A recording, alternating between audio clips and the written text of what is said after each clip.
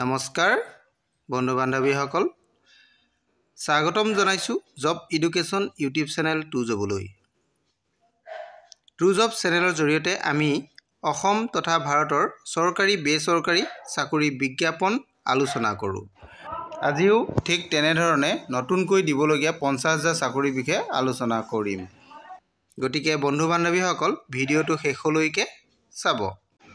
আমি এই ভিডিঅ'ৰ জৰিয়তে অসমৰ মুখ্যমন্ত্ৰীয়ে নতুন 50,000 চাকৰি নিযুক্তিৰ বিষয়ে কি কৈছিল এই সকলোবোৰ জানিবলৈ ভিডিঅ'টো শেষলৈকে চাব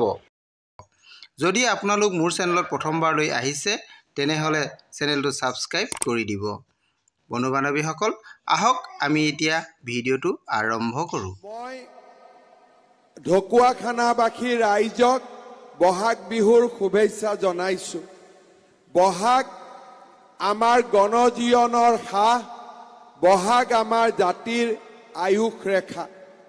বহাগে আমাৰ মাজত সম্প্ৰীতি সমন্বয় আৰু মিলনৰ এনাজৰী সৃষ্টি কৰে এই বহাগ বিহুৰ পবিত্ৰ ক্ষণত ঢকুৱাখানাৰ ৰাইজৰ লগতে অসমবাসী ৰাইজলৈ মই বহাগ বিহুৰ শুভেচ্ছা যাচিছো নিবনুৱা যুৱক যুৱতীৰ মাজত আশাৰ সঞ্চাৰ কৰাৰ সময় যোৱা নিৰ্বাচনৰ সময়ত মই ৰাইজক কৈছিলো ডাবল ইঞ্জিন চৰকাৰক ভোট দিয়ক দিল্লীত মোদী দিছপুৰত বিজেপি আমি 1 লাখ চৰকাৰী চাকৰি দিম বিশ্বাস কৰিবলৈ আমি টান পাইছিলো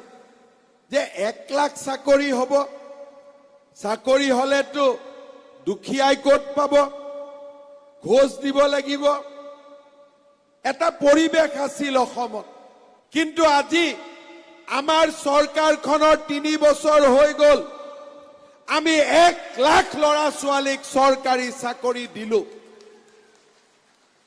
কোনে চাকৰি পালে কোনোবা ঠেলা চালকৰ ল'ৰা কোনোবা ৰিক্সা চালকৰ ল'ৰা কোনোবা শিপিনীৰ ছোৱালী কোনোবা কৃষকৰ ল'ৰা আজি আপোনালোকে দেখিব চৰকাৰী অফিচত নতুন নতুন কৰ্মচাৰী পুলিচত নতুন নতুন ডেকা ল'ৰা বিদ্যালয়ত নতুন নতুন শিক্ষক দেউতাক মাক সাধাৰণ ঘৰৰ কোনোবাই পৰিশ্ৰম কৰে ল'ৰা ছোৱালীক কষ্ট কৰি পঢ়ুৱাইছিলে আজি আমাৰ চৰকাৰৰ দিনত চাকৰি পাইছে দেখিলে মন ভাল লাগে কিবা যেন ৰাজনীতি কৰাৰ অৰ্থ আমি বিচাৰি পাওঁ যেতিয়া গুৱাহাটীৰ খানাপাৰাত একেলগে 50,000 ল'ৰা ছোৱালীক আমি চাকৰি নিযুক্তি পত্ৰ দিছিলো মনটো গৌৰৱেৰে উফন্দি উঠিছিল যে কতো কোনেও 1 টকাও দিয়া নাই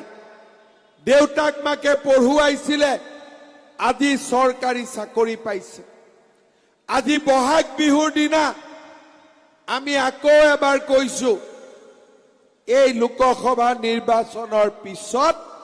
আমি আকৌ 50,000 ল'ৰা ছোৱালীক চৰকাৰী চাকৰি দিম নিবনুৱা যুৱক যুৱতীৰ আশা মৰহি যাব নালাগে কলেজত যোৱা ছাত্ৰ ছাত্ৰী স্কুলত যোৱা ছাত্ৰ ছাত্ৰীৰ মনত নিৰাশা আহিব নালাগে আৰু সেই কাৰণে 1 লাখ চাকৰিৰ প্ৰতিশ্ৰুতি পাৰ হৈ গৈ আমি আৰু 50,000 চাকৰি দিয়াৰ কথা আজি এই বহাগ বিহুৰ পবিত্ৰ দিনাখন মই ঘোষণা কৰিছো শ্ৰদ্ধাৰ ৰাইজ চাকৰিৰ লগে লগে আমাৰ যুৱক যুৱতীৰ মাজত কৰ্ম সংস্কৃতিৰ এটা নতুন পৰিবেশ সৃষ্টি হৈছে বহুতো স্বাৱলম্বী যুৱক যুৱতী ওলাই আহিছে আমি সিদ্ধান্ত লৈছো যিসকলে চাকৰি নকৰে তেওঁলোকলৈও আত্মসংস্থাপনৰ বাবে আমি চৰকাৰৰ পৰা 2 লাখ টকাকৈ আমি অনুদান দিয়াৰ ব্যৱস্থা লৈছো। চাকৰি কৰাই চাকৰি কৰিব, কাম কৰা লৰাই কাম কৰিব। কেইদিনমান আগতে জাগিৰোডত মোদী ডাঙৰীয়াই 30,000 কোটি টকাৰ উদ্যোগৰ আধাৰশিলা স্থাপন কৰিছিল। চৰকাৰী চাকৰি হ'ব, আত্মসংস্থাপন হ'ব আৰু শান্তিৰ সুবিধা লৈ আমি অসমত উদ্যোগীকৰণৰো এটা